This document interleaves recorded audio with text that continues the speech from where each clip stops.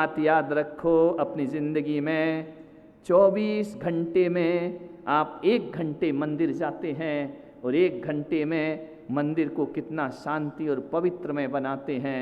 अरे जिस मंदिर में 1 घंटे जाना है उसे पवित्र बनाते हो, तो मैं पुलक सागर कहता हूँ जिस घर में 23 घंटे रहना है उसे मंदिर जैसा पवित्र क्यों नहीं बनाया करते हो। जिस घर में 23 घंटे की जिंदगी गुजारना है, ध्यान रखना, पवित्रता बना करके रखें, जीवन को समझें। मैं आपसे निवेदन कर रहा हूं, पर्युषण पर्व आने वाला है। हमारी समाज की महिलाएं, हमारे समाज के कुछ पुरुष वर्ग बहुत तपस्या करते हैं, ध्यान रखिए। कल क्या था? सुहाग दशमी थी ना आपकी, सुहाग दशमी। एक महिला आई पति को लेकर, बोले सुहाग दशमी है, मेरी आशीर्वाद दे दो। मैंने पति से कहा क्यों रे, तूने कभी इसके लिए उपास किया है?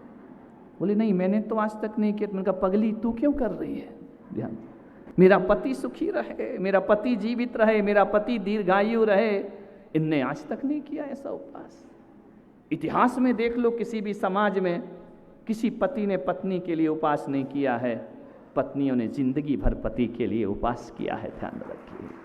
मान्यवर, बहुत अच्छी बात है आपकी, उपास करना चाहिए और करो, हर साल करो, हर जन्म में करो, क्या दिक्कत है। लेकिन विधाताओ तुम भी तो एक आध बार कर लिया करो। कोई उपास नहीं करते इसके लिए। मोक्ष सप्तमी लड़कियां कर रही हैं, सुहाग दशमी महिलाएं कर रही हैं, ये कुछ नहीं कर रहे हैं। ध्यान रखना, एक आध तो सद्भावना रखो। पत्नी तुम्हारे लिए सब कुछ लगाती है, अरे मत करो उपास।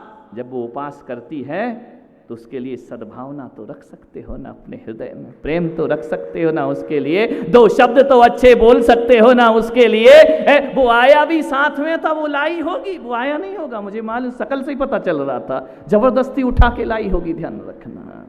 मान्यवर, ऐसे जिंदगी नहीं चला करती है।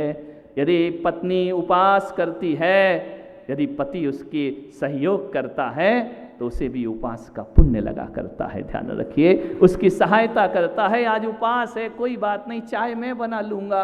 कौन बोले औरंगाबाद में तो रोज ही बनाते हैं महाराज। ध्यान रखिए, विचार करना है, सहयोग करिए। मैं निवेदन कर रहा हूं, मैं जब से औरंगाबाद आया हूं, कोई ना कोई एक ना एक उपास लेकर मेरे पास आता है। उपास में क्या होता है?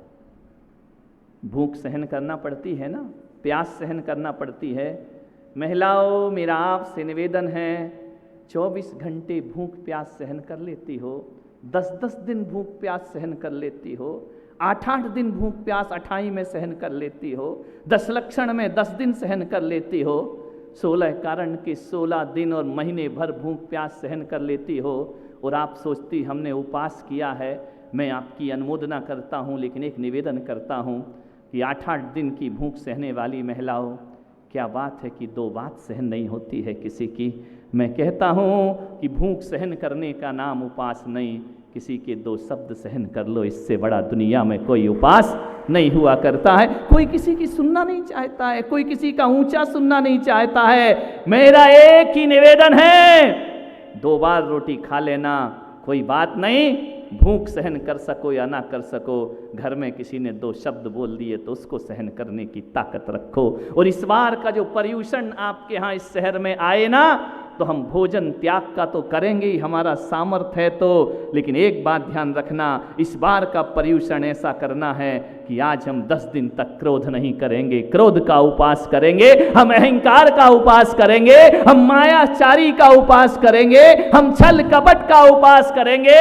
10 दिन हम क्रोध नहीं करेंगे। ध्यान रखना, आप एक नियम तो इस सभा से करके जाना कि आज मैं दिन भर क्रोध नहीं करूंगा, दिन भर क्रोध नहीं करूंगी, 2 दिन तक मैं क्रोध नहीं करूंगी। ध्यान रखना, आपने नियम ले लिया कि 2 दिन तक क्रोध नहीं करूंगी। मैं पुलक सागर कहता हूं, हो गया तुम्हारा बेला, और दूसरा बेला करने की जरूरत नहीं। 3 दिन नहीं करोगी तो तेला, 5 दिन गुस्सा नहीं करोगी तो पंचमेरु के उपास हो गए, ध्यान रखना। और 10 दिन और 8 दिन गुस्सा नहीं करोगी तो अठाइयां अष्टानिका हो गई। और 10 दिन गुस्सा नहीं करोगी तो आ गया 10 लक्षण पर्व। इससे बड़ा पर्व दुनिया में कोई दूसरा।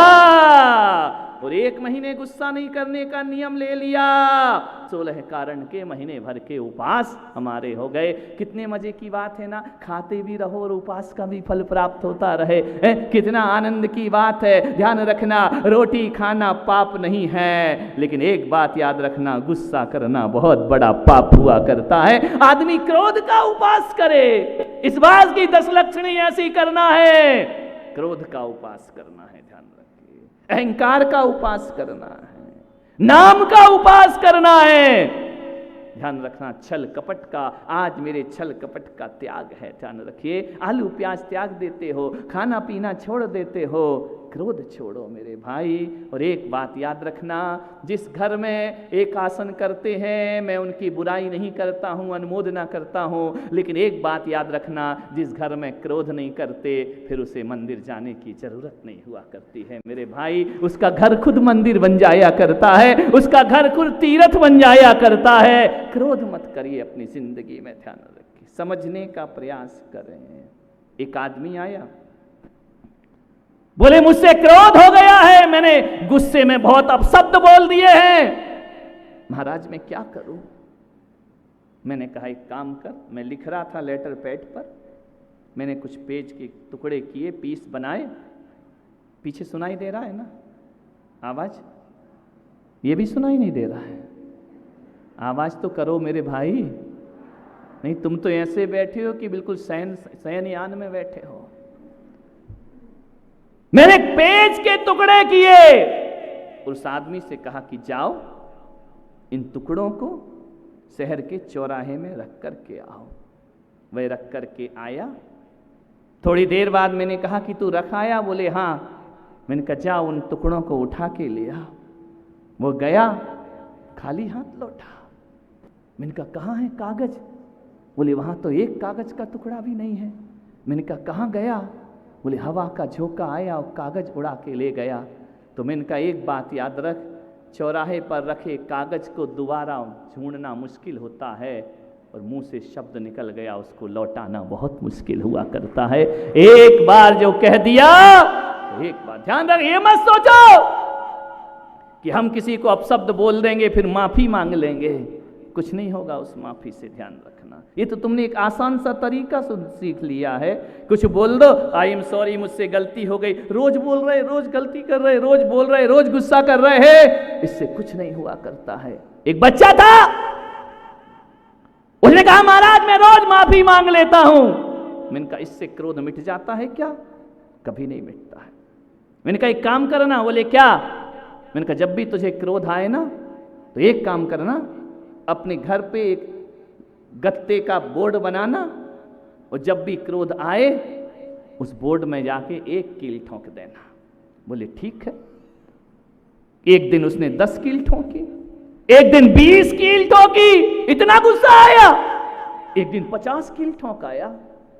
10-15 दिन हो गए, इतनी कील ठुक गई कि अब कील ठोकने की जगह ही नहीं बची है। मैंने कहा एक काम कर। बोले क्या? मैंने कहा जो तूने पहले दिन 10 कील ठोकी थी ना, आज एक काम करना, उस 10 में से कुछ कम करने का प्रयास करना। उसने कहा क्या मतलब? मैंने कहा जितने बार कम करेगा उतनी कील निकाल के ले आना। बोले ठीक है ये कर सकता हूँ।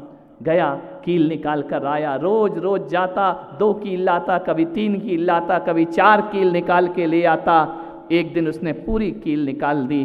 बोले महाराज मेरा क्रोध मिट गया, मैंने सारी कीलें बोर्ड से बाहर निकाल दी हैं, अब एक भी कील उसमें बची नहीं है। मैंने उस बच्चे का हाथ पकड़ा और कहा कि चल मेरे साथ, देख जो कील तूने निकाली हैं सारी कीलें तो निकल गईं, लेकिन निशान छोड़ करके गई हैं। ध्यान रखना, तू कील निकाल सकता है, निशान नहीं मिटा सकता है। एक बात याद रख, एक बात अपनी जिंदगी में याद रखना, सॉरी बोलने से कील तो निकल जाती है लेकिन निशान छूट जाया करते हैं मेरे भाई। ऐसा काम क्यों करते हो कि निशान छूट जाए? और ये निशान कब क्रोध में परिवर्तित हो जाए इसकी कोई गारंटी नहीं हुआ करती है। जीवन को थोड़ा सा संभल के जीने का प्रयास करो, जिंदगी को संभल के जीने का प्रयास करो। अरे ये जीवन रंग भूमि है। जब तुम्हारा विवाह हुआ था कितना सुंदर तुम्हारा मंच बना होगा, जहां वरमाला डली होगी, बारात आई होगी। अरे क्यों सजाया जाता है? शादी तो कमरे में भी हो सकती है ना। एक पिता एक भाई इसलिए पूरा भवन सजाता है, पंडाल बनाता है, इसलिए महफिल सजाई जाती है कि जाओ बेटी तेरा जीवन रंग भूमि बन रहा है, तू रंग भूमि में जाकर के अपनी जिंदगी को जीना। लेकिन ना जाने क्या होता है, ये रंग भूमि कुछ दिन बाद रणभूमि में परिवर्तित हो जाया करती है। आपसे मेरा निवेदन है, जिंदगी एक रंग भूमि है, इसे रणभूमि बनाने का प्रयास मत करिए। रंग भूमि जितने रंग भर सको भरो, अपनी जिंदगी में आनंद के रंगों को भरने का प्रयास करो। रणभूमि बनाने का दुष्प्रयास मत करिए मेरे भाई। एक बात याद रखना, मन को शांत करो।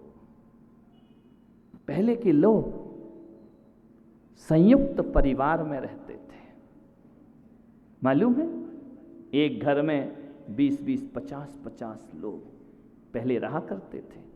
अब तो हम दो भी कहां, एक ही है। वो एक भी कहां है, वो तो पूना पढ़ने गया है। तुम दो ही के दो ही हो, ध्यान रखना। एक आदमी ने बोला कि महाराज हमें ऐसा लगता है कि आज कलह ज्यादा होती है, पहले कलह नहीं होती थी, पहले लड़ाई नहीं होती थी। ऐसा नहीं है, लड़ाई पहले भी होती थी और लड़ाई आज भी होती है। फर्क कितना होता है कि पहले जब लड़ाई होती थी और 50-50, 30-30 मेंबर घर में होते थे, एक डांटता था तो दूजा गले से लगा लेता था। अब फर्क इतना पड़ गया, घर में दो ही हैं और दोनों में लड़ाई हो गई तो मनाने वाला कौन है तुम्हारे यहाँ? पड़ोसी के भरोसे फ्लैट में मत रहो कि हम दो लड़ेंगे तो पड़ोसी हमें प्रेम करना सिखाएगा। ये मत सोचो कि हमारे घर में क्रोध की आग लगेगी, पड़ोसी पानी डालने आएगा। अरे पड़ोसी तो पेट्रोल लेके बैठा है कि कब आग लगे और हम इसको हवा दे दें। दूसरों के भरोसे जिंदगी मत जियो। अब दो ही बचे हैं। पहले तो सास से झगड़ा होता था, ससुर से झगड़ा होता था, जेठ से झगड़ा होता था, जिठानी से झगड़ा होता था। झगड़ा तो आज भी है, ध्यान रखना।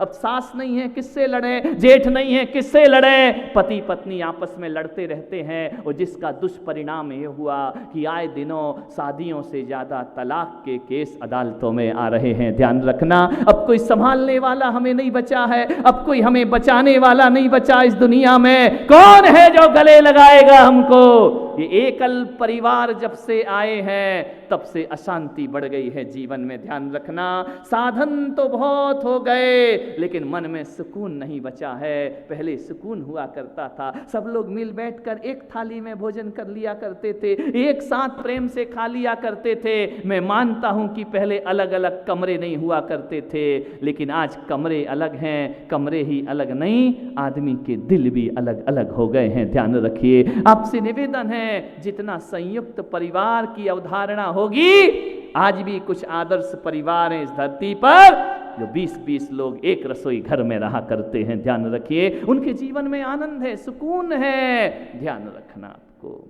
पहले परिवार टूटते नहीं थे, आज डोली आती नहीं है, वो कहती mummy ji I am separate separate, तुम अलग और हम अलग, महाभारत शुरू हो जाएगी।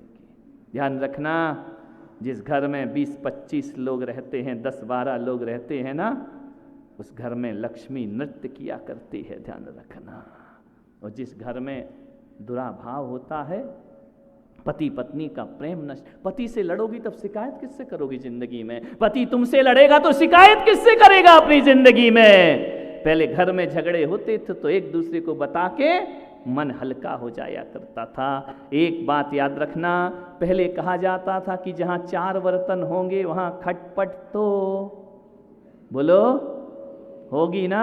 अब 2 बर्तन क्यों खटपटा रहे हैं? ध्यान रखिए, अब तो 4 बर्तन बचे ही नहीं है, 2 बर्तन है वो भी खटपटा रहे हैं, और कहीं कहीं तो एक ही है तो वो भी ऊपर से गिरा जा रहा है, आवाज तो चालू की चालू है। ध्यान रखिए, विचार करना है आपको। नहीं, इन बर्तनों में आवाज नहीं होना चाहिए। यदि 4 बर्तन अच्छे से जमा के रखे जाएं तो उनमें आवाज नहीं होती है, और 4 बर्तन गलत तरीके से रखे जाएं तो उनमें आवाज हुआ करती है। ध्यान रखिए, आपको सोचना है, अपने घर के बर्तनों को व्यवस्थित रखना है। बर्तन से मतलब मेरा बर्तन नहीं, बर्तन से मतलब अपना व्यवहार संभाल करके रखना है। आपके घरों में कभी भी खटपट होने वाली नहीं है। ध्यान रखिए, समझिए जीवन को।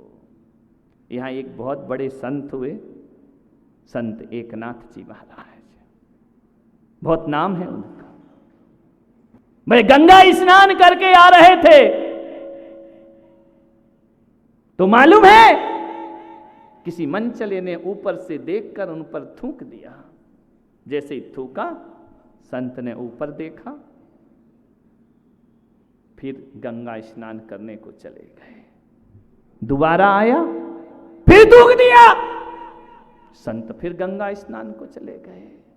तीसरी बार आया, फिर थूका, संत फिर नहाने को चले गए, गंगा नहाने को। कहते हैं उसने 108 बार थूका। संत एकनाथ 8 बार गंगा स्नान को गए। ध्यान रखना, 108 बार थूका। संत एकनाथ 108 बार गंगा नहाने गए। 109वीं बार उस आदमी को लगा कि मेरा थूक सूख गया, लेकिन इस बाबा को कुछ नहीं हो रहा है। वह ऊपर से उतर के नीचे आया, संत एकनाथ के चरण पकड़ लिए। मैंने 100 बार आप पे थूका, आप फिर नहा कर बाद में आए, आपको मेरे ऊपर गुस्सा नहीं आया? संत एकनाथ ने कहा कि तेरे जैसा उपकारी जगत में कौन होगा। पूरी जिंदगी में एक दिन में 1 बार गंगा नहाता था, तूने 108 बार नहाने का सौभाग्य प्रदान किया है। इससे बड़ा जीवन में तेरे जैसा उपकारी कोई नहीं हो सकता है। आज मुझे लगा है कि रोज गंगा नहाता था तो मन साफ नहीं होता था। जीवन किन बातों पे झगड़े होते हैं?